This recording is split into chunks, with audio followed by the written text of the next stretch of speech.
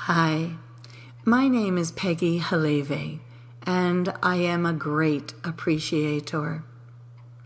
I was inspired to become a great appreciator, and in that inspiration, I wrote a book. And the name of the book is just like the show. It's called The Art of Appreciation. And I hope all of you have read the book. It's a beautiful book, and it is filled with ways in which one can be uplifted. This book was reviewed by a group of people who reviews books for Stanford University, and they claim it is their favorite book for the study of happiness. What an honor. I am indeed an uplifter. And as we begin this show, which is the 9th show of a series of 10, and these are on the components of the art of appreciation. So each week we have covered another component, and this now is our 9th one. And before I start, I want to do two things. The first thing is to remind you that it is very important that we get into the vortex and that we address the feelings that we're having right now in a very real and positive way. This is a time that we can actually stop and think, how do I feel right now? I think you're probably feeling good, because I believe that the law of attraction has brought us together, and I am feeling very good. I'm feeling that you are either feeling very good or you're feeling better than you were. And so we are either in the vortex or we are entering into the vortex. And either way, we know that our direction is inspirational. I would like to, secondly, there were two things I wanted to do. So that was the first thing, to remind you that it's really important to feel good before you do this.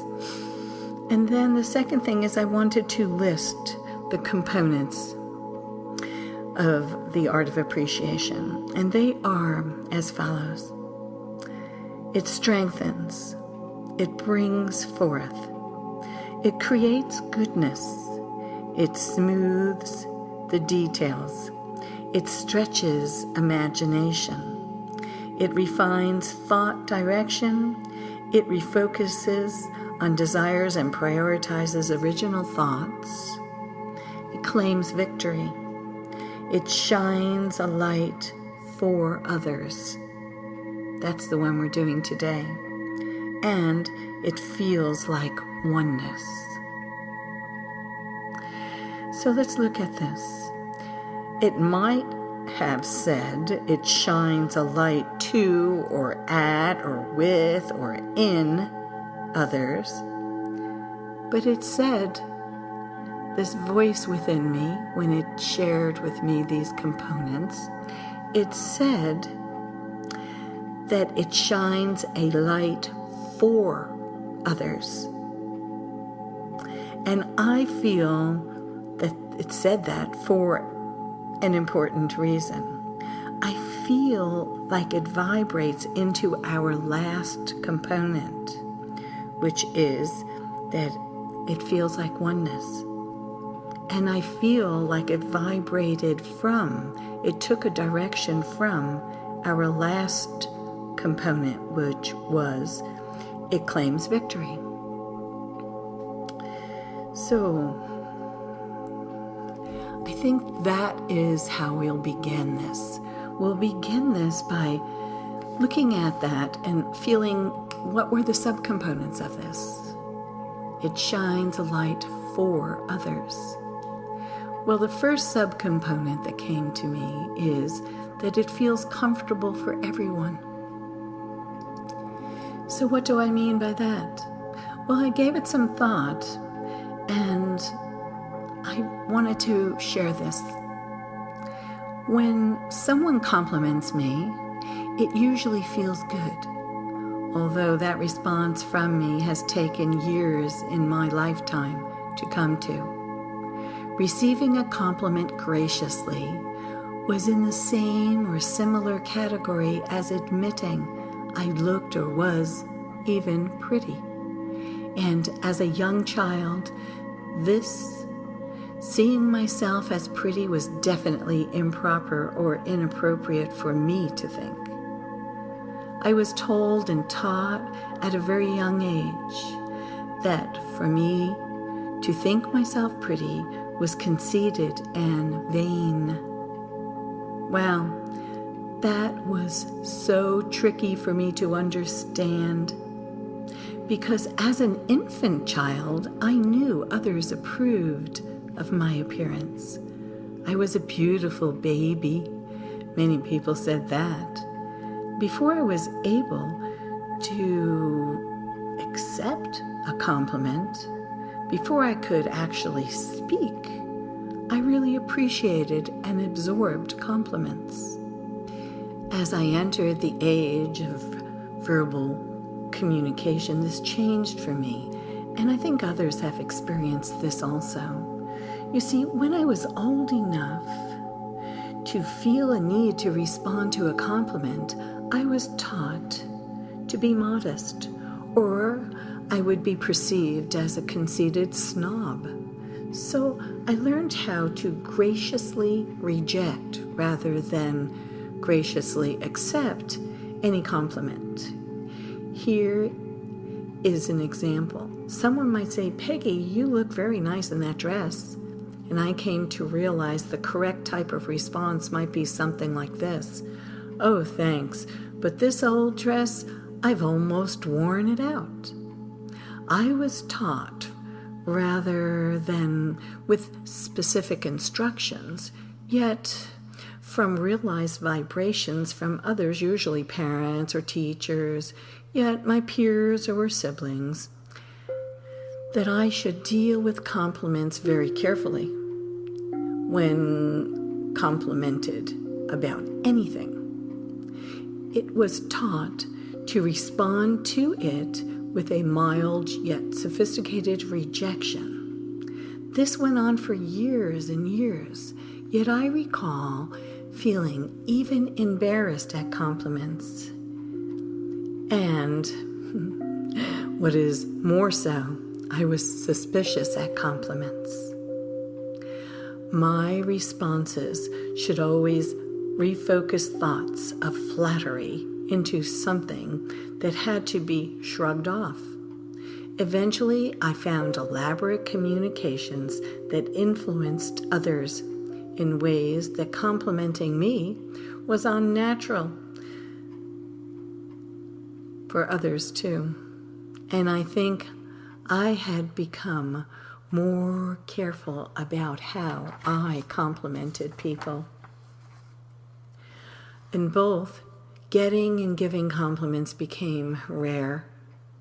Somewhere along the path, however, I noticed this, and I deliberately learned how to graciously accept compliments and give them meaningfully. I am comfortable with this now, and I love seeing aspects in life that instinctively conjure up a real compliment from within me. I often meet up with others who have found ways of graciously rejecting my compliments, and far less often I come across others who graciously accept my compliments. And in discovering that one small communication variation, I am able to read people or certain things or traits about people. I've learned that a heartfelt, sincere compliment can create some interesting responses that bottom line into goodness and understanding and resonate connections between people. And an insincere flattery is vibrationally uncomfortable for all the right reasons. We know this as individuals, yet we play these games too often, deliberately allowing changed my perspective of complimenting. This recognition of what is added onto self by complimenting and being complimented graciously brings forth worthiness and self-confidence. When receiving a compliment, one can choose to enjoy it and self. And when giving a compliment, one can choose to feel self-worth as well. For one can only really provide another with a sincere, heartfelt compliment when one knows their own worthiness. Compliments potentially are building blocks to self-confidence. It is interesting to note about now that in giving or receiving a compliment, the word compliment is not usually used. There is a shifting, at least in English, from the intent to compliment to the expression of a compliment. We usually verbalize a compliment with other, more direct words. For example, I like the way you look today, or I love the way you look today. It's a compliment, yet we usually don't say it like that. I compliment the way you look today. I don't think so.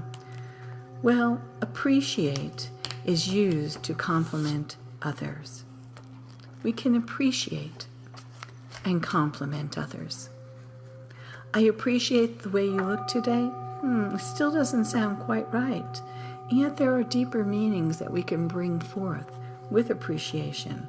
We can appreciate your being here, your coming, or that you are here, or that you want to be here. There's lots of different ways to use this form of coming together with another person and to lift them and yourself and to identify yourself with them through a compliment by using forms of appreciations. Compliments have actually been embedded into the nuances of our expressions. They remain mostly very complicated. Compliments are somewhat traumatized and dramatized. Compliments are interesting that way, yet appreciations are pure positive thought expressions. It's very pure and plain and simple. I believe appreciations can, even better than compliments, accomplish everything plus more that compliments ever intended initially to relinquish. And that is that the appreciation can, and it does, shine a light for others. Appreciations uplift. There is no confusion in that. And upliftment is used often to strengthen the way we want to compliment someone. Appreciations are tools that specifically and gently can convert or transform from what feels initially like a compliment, yet without all the politics. Appreciating others' positive influences upon you enables you to shine a positive light back onto that source.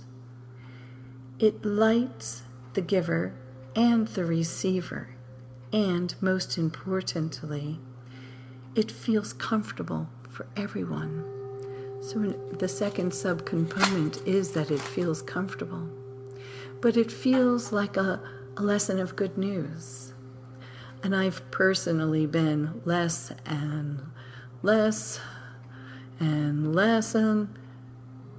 in acceptance of the entire idea of life experiences being actual lessons, like lessons in school. Yet I feel that I learn from my experiences in life. Mostly that is the most impactful form of learning, through my experiences, that is. So I am meaning something other than the expression that it feels like a lesson of good news. That I had to learn the hard way, say, or be taught from someone else or something that I cannot understand on my own. Because a lesson of good news is intended to express something more personal and more individually. Appreciations come from the heart and are always positive by definition. So when an appreciation feels like a lesson of good news, again from the component of it shines a light for others, what is meant is we learn. We have an option to take in a lesson of goodness about others. Appreciating anything about another becomes a view into the goodness of another for all involved. We all can relate to our daily news as often less than positive. In fact, news seems to drive and survive in negative information coming out. So it is a delight to shine a light for others through appreciations and through the lessons of good news. Another component is that it is the calling forth of who I really am. This means that when I am deliberately appreciating another, it shines a light for others and on others and from self. In so doing, self becomes the light that emanates upon others. When you feel self-worth, you can see the value of others. And when you appreciate another, you do so from a structure of worthiness that builds in confidence in who you really are. You are the light that shines on others, so you can see others brightly. Appreciations are as abundant as can be realized. There are always more things to appreciate in whatever you are focused upon. And it never reaches the bottom of a bag of appreciations, ever. For the more that is appreciated, the more to appreciate comes into life, whether appreciating self or surroundings or another. It is ever growing and increasing, and in each direction of appreciation, there are unique paths of growth. It is law. It is not a trick to get more or care more. It is law, the law of attraction. Appreciating others shines a light for them from you that grows brighter. So it is abundant and it recognizes individually, and it is very unique. Appreciations are only positive, and so becomes in its glowing light rich with everything rich represents, and appreciations are easy to accept and to allow. During my years of studying and applying the teachings of Abraham into my life, from time to time I've come into thoughts that I immediately found some resistance to. One such aspect of thought was that I felt that these teachings were too selfish. Really, I think my ingrained process of thought as it relates to others is sufficiently different from these newer thoughts that I wanted to shy away from them and skirt their meanings. I felt that I never wanted to be selfish. I never wanted to be a selfish person. In my Judeo-Christian upbringing, I was taught to give, even sacrifice of myself, for the good of others. This was so strongly a part of my religious teachings, and additionally of my younger liberal behavior, that I sought causes in which I could volunteer myself into. This pursuit of giving to others actually felt like a purpose. So when in the teachings of Abraham, in the learning of the law of attraction as that relates to this social dilemma that made me feel responsible to give or take care of others who did not apparently have as much as I did, was part of my total belief system. Really, I am not exaggerating. For example, when I was in school as a schoolgirl, I was given this box. It was like a milk carton box with a slit in it that should be filled with the coins of my life. And we, all of my class, collectively, and then as a school, would pool our coins together to fill in the red feather.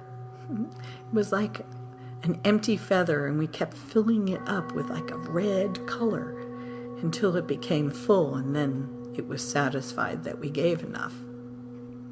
And that corresponded to our giving to others who were less fortunate. It was the United Way, you know. The United Way.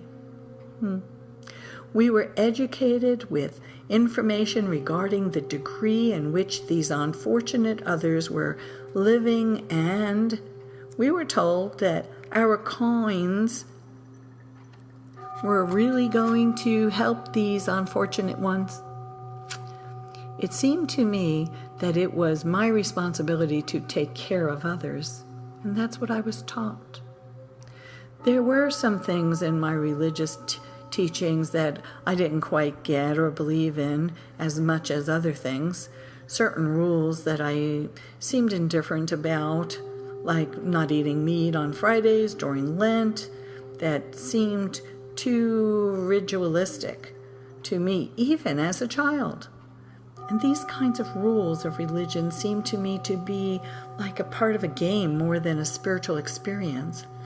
And I just let it go rather than to question their existence.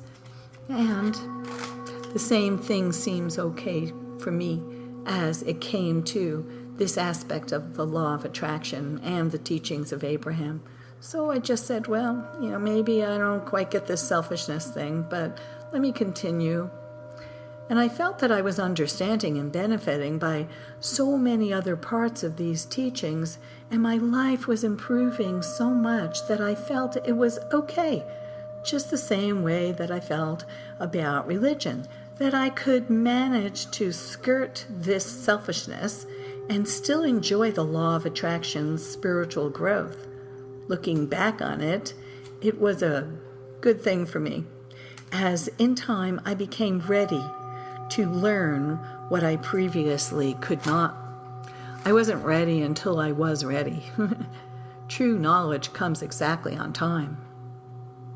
So you might well be asking, what does any of this have to do with learning and practicing into the art of appreciation?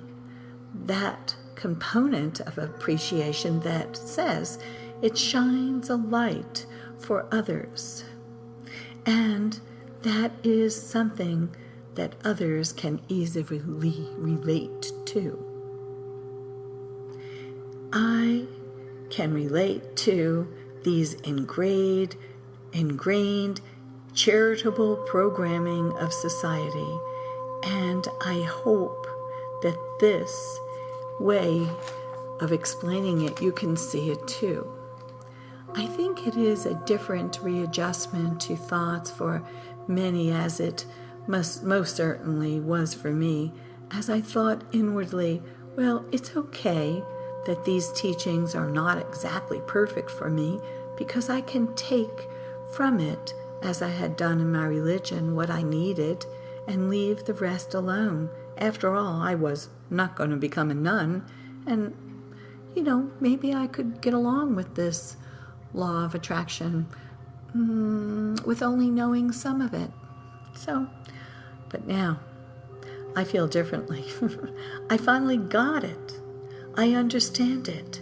And it has changed my life in so many miraculous ways that I think there is a chance that I might be able to teach this aspect to others and maybe change their lives for the better also.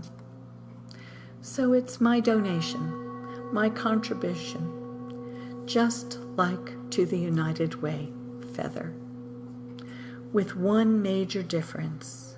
You see, I do not feel that you need my assistance in learning this, and I do not really care if you get it. It's like giving to the United Way, yet not caring how these less fortunate people spend their donated money, handed to them, or even if they ever receive it at all. I am selfish enough to not care if anyone listening gets this or not.